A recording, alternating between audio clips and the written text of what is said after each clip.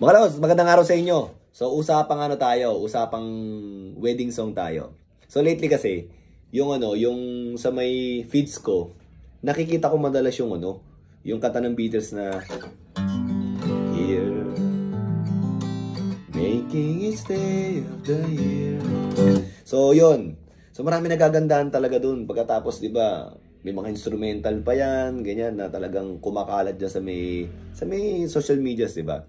Tapos binabasa ko yung mga comments na yung iba sabi nila, sana sa kasal ko, yung tugtog. Yung iba, pangarap daw niya, pagka sa kasal niya, habang naglalakad siya, yan yung tugtog. Actually, Lods, minsan hindi ko mapigilan makapag-comment na sa kasal kasi namin ng misis ko, yan yung tugtog niya habang naglalakad.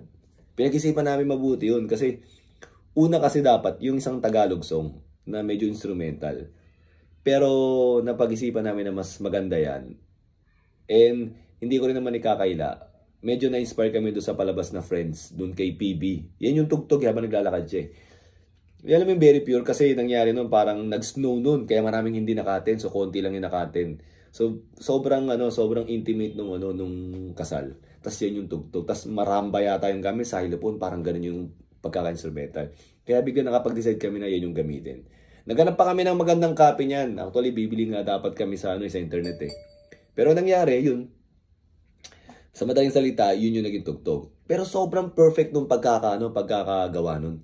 Kasi, di ba, may parang intro yun. Yung To live a better life. Ganun, di ba? So, nangyari, biglang unti-unti bumubukas yung pinto. To live a better life.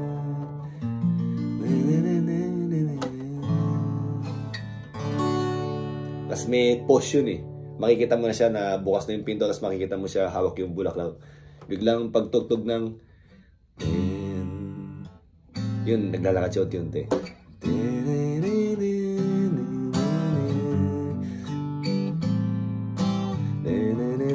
Again, sabay biglang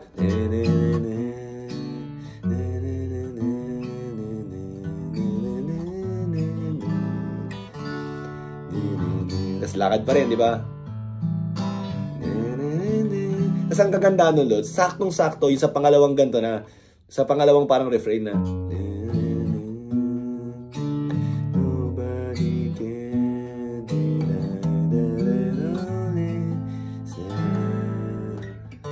saktong nasa tabi ko siya. Saktong nasa tabi ko siya nun. Ang galing nun. So, yun lang mga Lods, nakwento ko lang kasi alam yun, parang ang sarap sa feeling na marami may gusto ng kanta na yun na gamitin sa kasal nila. Pero nagamit na namin. So, sineshare ko lang yun. Kaya ba, Lods, ano ba yung nyo? Yung wedding song na ginamit nyo? Or ano ba yung pangarap nyo na wedding song habang naglalakad yung bride sa aisle? So, kung meron man, Lods, i-comment nyo lang dyan. At saka kung ano yung reaction nyo sa kanta na to. Kung nagagandaan din ba kayo. O, yun lang mga Lods, ha? Thank you!